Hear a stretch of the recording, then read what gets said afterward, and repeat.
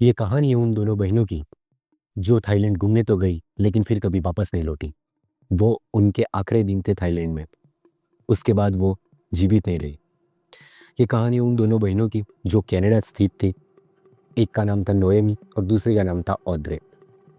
जो नोएमी थी वो 25 साल की थी और जो छोटी बहन थी वो 20 साल की थी। स्कूल की छुट्टियाँ आती है, वो दोनों तय करते कि हम कहीं घूमने जाते। तो वो सर्च वर्च करके फाइनल करते कि हम थाईलैंड जाते। थाईलैंड भी उन्होंने चूज़ किया फिफी आइलैंड, जो कि थाईलैंड में काफ़ी फेमस है। तो ये सारा सब जान पूछ करके जब वो थाईलैंड पहुँचे, फिफी आइलैंड के उस होटल में पहुँचे, तो फर्स्ट इम्प्रेशन वो होटल की काफ़ी अच्छी थी। उन्होंने देखा कि जो जगह थी वो काफ़ी सुंदर थी। वहाँ से बालकनी व्यू मिल रहा था, सी व्यू मिल रहा था और वो लोग बड़े थके हुए थे। तो उन्होंने ये सब कुछ साइड पे रखते हुए वो पहले अपने रूम की ओर चल गए। जो नोएमी थी, बड़ी बहन, उसने दरवाज़ा खोला और उसने दरवाज़ा पकड़ के रखा, क्योंकि उसकी दूसरी बहन जो छोटी थी वो और भी जो बैग्स थे, सामान थे, क्योंकि वो कनाडा स्थित थे, वहाँ से निकले थे तो काफ़ी सामान लेके निकले थे। तो वो सारा सामान लेके वो बहन उसके पीछे ही आ रही थी। तो उसने दरवाज़ा पकड़ के रखा, उस बहन ने एंट्री ली। जब एंट्री ली, सामान सब कुछ वहाँ पे रखा, तो दोनों बहनों में से जो बड़ी बहन थी नोएमी, उसने पहले जाँच पड़ताल चालू करी कि सब कुछ सही है या नहीं है। जो क्लीननेस थी वहाँ पे, लाइट्स, पावर सब कुछ चल रहा है नहीं चल रहा है, नेटवर्क्स आ रहे हैं नहीं आ रहे, कहीं कुछ हिडन कैमरास ये तो नहीं है। वो पिछले 3 हफ्तों से वियतनाम में थे। उनके बाद उनका प्लान ये थाईलैंड का था, जहाँ पे वो थोड़े समय के लिए रुकने वाले थे, 4-5 दिन या 6 दिन जैसा, और उसके बाद वो क्यूबेक जाने वाले थे। लेकिन अभी के लिए नोएमी बहुत थकी हुई थी। उसने बाकी सब चीज़ों में ध्यान ना देने से पहले खुद को आराम देने का फैसला किया। उसने अपनी छोटी सी बहन औंद्रे को कहा कि वो सोने जा रही है, प्लीज़ लाइट्स एंड सब ऑफ कर दो और तुम भी थोड़ी देर आराम कर लो। बड़ी बहन नोएमी जैसे ही सोने जाती है, वो कुछ शाम का वक्त था। छोटी बहन औंद्रे वो वॉशरूम में चली जाती है फ्रेश होने के लिए और वो तैयार होना स्टार्ट कर देती है। नोएमी देखती है कि औंद्रे तैयार हो रही है। वो समझ गई थी कि वो इतनी जल्दी आके बिना थकावट महसूस करे क्यों तैयार हो रही थी। जब वो वियतनाम में थे तो वो 2 ब्राज़ीलियन लड़के से मिले थे। वो दोनों जब वो ब्राज़ीलियन लड़के से मिली और जब उन्होंने एक दूसरे को अलविदा कहा, तो उन दोनों लड़कों ने कहा था कि हमारी ट्रिप में थाईलैंड भी है, तो हम 2 दिन बाद थाईलैंड आने ही वाले हैं। तो उन्होंने उनके बीच प्लान बना था कि जब हम थाईलैंड आए तो उसी रात हम मिलेंगे, हम बीच जाएँगे, हम पार्टीज़ करेंगे। तो इसी यही कारण था कि औंद्रे बहुत खुश थी। वो चाहती थी कि वो उन दोनों लड़कों से मिले, वो पार्टी करे और उसके लिए उसने तैयार होना स्टार्ट कर लिया था। नोएमी बड़ी बहन थी। उसको समझ आ गया था कि छोटी बहन है, वो 20 साल की है, वो छोटी-छोटी बातों से प्रभावित हो जाती है। हो सकता है कि वो दोनों लड़के भले ही उनसे पहले मिले हुए थे, लेकिन वो अनजान थे। तो नोएमी नहीं चाहती थी कि वो उनकी कोई भी बात में आ जाए या किसी और की कोई भी बात में आ जाए। तो वो थोड़ी नासमझ समझती थी अपनी छोटी बहन को। उसने ये सही समझा कि अपने माता-पिता को इन्फॉर्म कर दिया जाए, बता दिया जाए कि हम दोनों बहनें भी पहुँच चुकी है फिफी आइलैंड और हम लोग होटल में चेक इन कर लिया है और उनका प्लान है कि वो घूमने जाने वाले हैं शाम को, रात को। तो उन्होंने नोएमी ने कहा कि अपनी छोटी सी बहन को कि हम ये बता देते मम्मी-पापा को। लेकिन औंद्रे ने मना किया, कहा कि टाइमिंग पूरा डिफरेंट है कनाडा का अभी, इस समय उनको डिस्टर्ब करना सही नहीं रहेगा।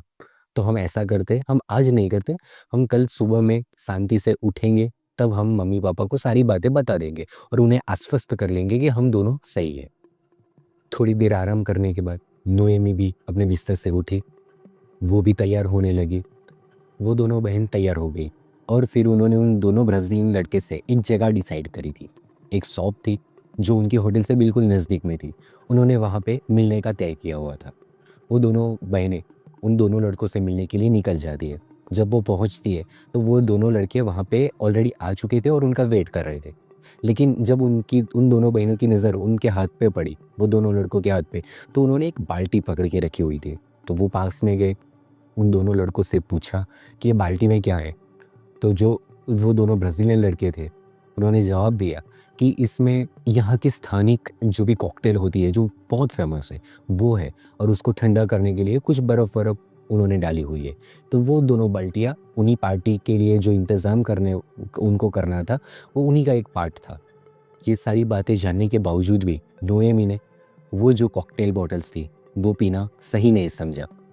लेकिन ऑन्द्रे, पहले ही उसको पता था नोएमी को कि वो जल्दी इन्फ्लुएंस हो जाती है, प्रभावित हो जाती है। ऑन्द्रे ने तुरंत वो बॉटल ली। जब वो लोग वहाँ पे पहुँचे समुद्र तट पे, बीच एरिया पे, तो ऑन्द्रे ने पार्टी करना स्टार्ट कर लिया। वहाँ पे डीजे था, वो म्यूज़िक था, वो नाइट थी, वो पूरा माहौल बन चुका हुआ था कि पार्टी के लिए वो बेस्ट नाइट थी उनके लिए। नोएमी पहले थोड़ी देर तक तो दूर रही, वो नोएमी ने ड्रिंक्स नहीं लिया। लेकिन जब नोएमी की नज़र पड़ी कि आजू-बाजू में जो भी लोग हैं, उनके पास भी वही ब्रांड की वही बॉटल है, तो वो वहाँ की लोकल बॉटल थी, जो कि वो ड्रिंक वहाँ पे फ़ेमस था। तो फिर नोएमी ने भी वो ड्रिंक पीना सही समझा। कुछ देर बाद जब वो लोग पार्टीज़ करते रहे, टाइम बीतता रहा, तो जो नोएमी थी उसको थोड़ा-सा चक्कर आने लगे, क्योंकि जो कॉकटेल थी उसमें नशा तो होता ही है, तो वो नशा अब नोएमी पे चढ़ना स्टार्ट हो चुका था। समय कम से कम 1 बज गया था। तो नोएमी ने कहा कि मैं होटल के लिए निकलती हूँ। ऑन्द्रे को कहा कि तुम भी मेरे साथ चलो। लेकिन ऑन्द्रे ने मना कर दिया। ऑन्द्रे ने कहा कि नहीं, मैं रुकने वाली हूँ, मैं और लेट नाइट पार्टी करने वाली हूँ। अगर तुम थक गए हो तो तुम जा सकते हो, तुम आराम करो, मैं बाद में आ जाऊँगी।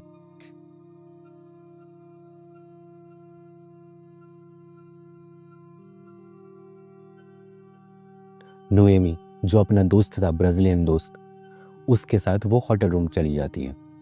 जब वो होटल जाती है तो ऑन्द्रे वहाँ पे बीच पे ही रुक जाती है। वैसे कभी ऐसा होता नहीं था, क्योंकि नोएमी ने अपने मम्मी-पापा से वादा किया हुआ था कि बहन छोटी है, हम दोनों भले ही अकेले घूमने जा रहे, कहीं पे भी जा रहे, लेकिन मैं उसका ध्यान रखूँगी, मैं उसको हमेशा अपने साथ रखूँगी। लेकिन जब ड्रिंक सर पे चढ़ा, तो फिर वो थोड़ा होश-कोश कम हो गया। तो ये पहली बार था कि दोनों बहनें अलग हो चुकी थी। उसके दूसरे दिन और उसके अगले दिन, 2 दिन तक हाउसकीपिंग वाले आते रहे, दरवाज़ा नॉक करते रहे, लेकिन उन्होंने दरवाज़ा नहीं खोला। उन्होंने पहले ही वहाँ पे नीचे बता रखा था कि हमें डिस्टर्ब ना किया जाए, अगर किसी की चीज़ की ज़रूरत होगी तो हम अपने आप फ़ोन करके बता देंगे, अगर क्लीननेस की ज़रूरत होगी रूम को तो उसके लिए भी हम बता देंगे। तो जब 2 दिन तक क्लीन सब कुछ साफ़-सफ़ाई करने के लिए उनका डोर नॉक करते रहे, उन्होंने नहीं खोला तो वो चले जाते थे, क्योंकि उनको पता था कि ये 2 बहनें हैं जो वहाँ पे रुकी है। उन्होंने पहले ही इन्फ़ॉर्म कर रखा था होटल वालों को।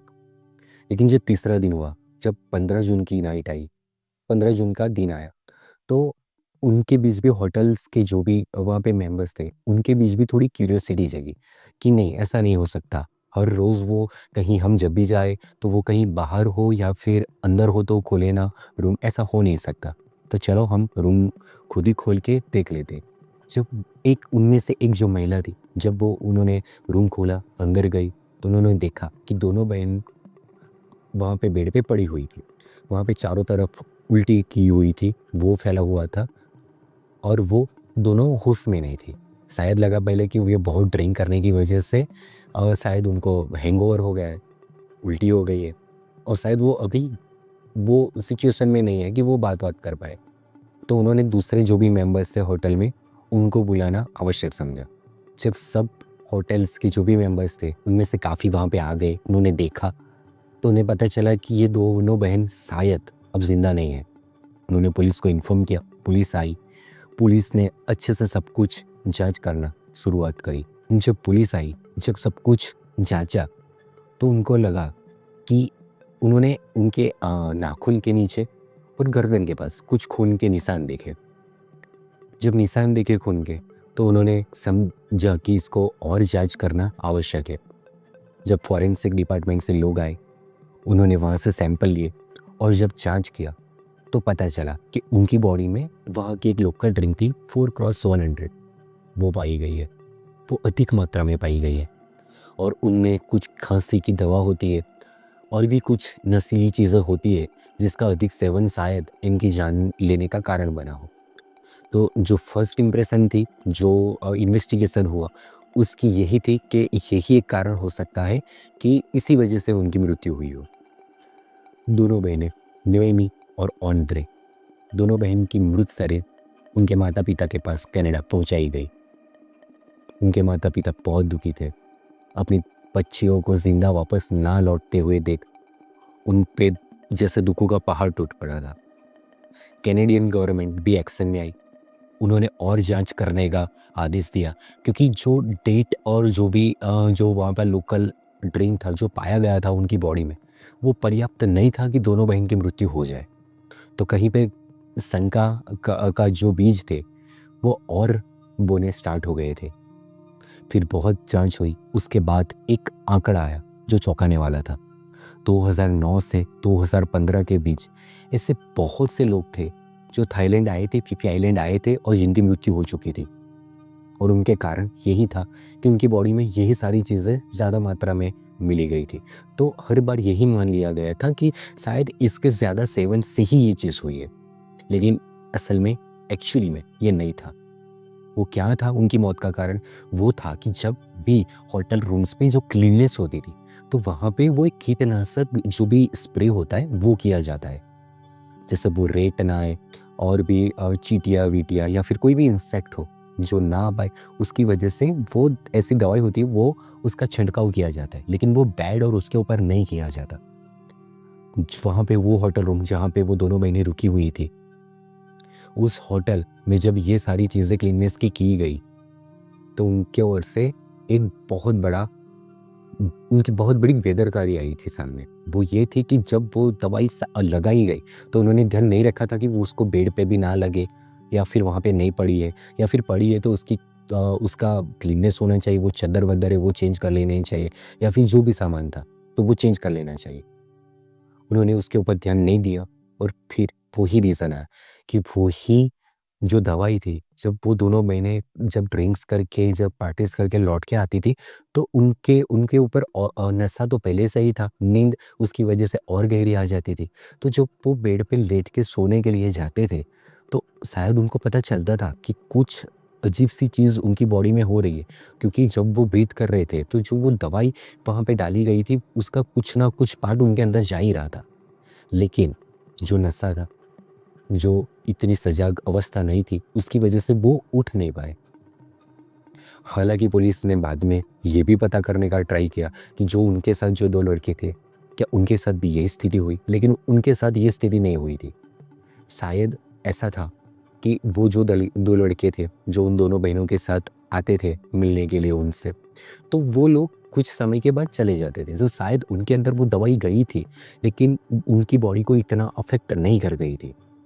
जब ये सारी चीज़ें इन्वेस्टिगेशन के बाद बाहर आई, तो ये बहुत चौंकाने वाली बात थी, क्योंकि 2009 से 2015 के बीच ऐसे कई मुसाफिर थे, जो ऐसे कई ज़्यादा वो ट्रैवलर्स थे जो वहाँ पे आए थे, अलग-अलग होटल्स में रुके थे और उनकी मृत्यु ऐसे ही कारण से हुई थी। ये काफ़ी चौंकाने वाली बात थी। हाल कि वो दोनों बहनें तो नहीं बच पाई, लेकिन मैं, आप और हम जैसे ऐसे कई लोग जो ये स्टोरी जिन-जिन तक पहुँचेगी, वो इस बात का ध्यान रख सकते हैं कि जब भी वो कहीं बाहर जाए, खुद के परिवार के साथ जाए, तो थोड़ा और सजग रहना और आवश्यक होता है। कई कभार ऐसा होता है कि जो हमने सोचा नहीं होता है, वैसी सिचुएशन, वैसे प्रॉब्लम्स भी हमारे सामने आके खड़े हो जाते हैं। उनमें से ही एक ऐसा ही ये प्रॉब्लम था। तो जब भी अब कहीं आप अपनी फैमिली के साथ या फिर अपने दोस्तों के साथ या खुद या कोई भी अगर कहीं पे जाता है, तो उनको ये सारी चीज़ें जाँचना बहुत ज़रूरी है। खुद के लिए, खुद के परिवार के लिए, अपनों के लिए। ये स्टोरी को आप अपने स्वजन के साथ इतनी शेयर करिए कि उन तक भी ये बात पहुँचे, और जितने लोगों तक बात पहुँचेगी, शायद उनमें से किसी ना किसी का ऐसे कोई रीज़न से नुकसान होता हुआ होगा, वो बच जाएगा, तो कहीं न कहीं उसकी ब्लेसिंग आपको भी मिलेगी, मुझे भी मिलेगी। हम जैसे ऐसे कई को मिलेगी जो ऐसी बातों को अपने व्यूअर्स तक लाते हैं। मैं ऐसी स्टोरीज़ आपके तक लाता रहूँगा, जो बिल्कुल सच होगी। उनमें से हम कुछ ना कुछ सीखेंगे, थोड़े और हम केयरिंग हो जाएँगे, और इसी तरह हम ये स्टोरी को यहाँ पे अंत करते हैं। मैं दूसरी स्टोरी लाऊँगा, तब तक आप मुझसे जुड़े रहिए, मुझे सब्सक्राइब करिए, बेल आइकॉन को क्लिक कर दीजिए ताकि जो भी स्टोरीज में ऐसी और लाऊं अपलोड करूं तो वो आप तक बहुत जल्दी पहुंचे। देखने के लिए शुक्रिया। जय हिंद, जय भारत।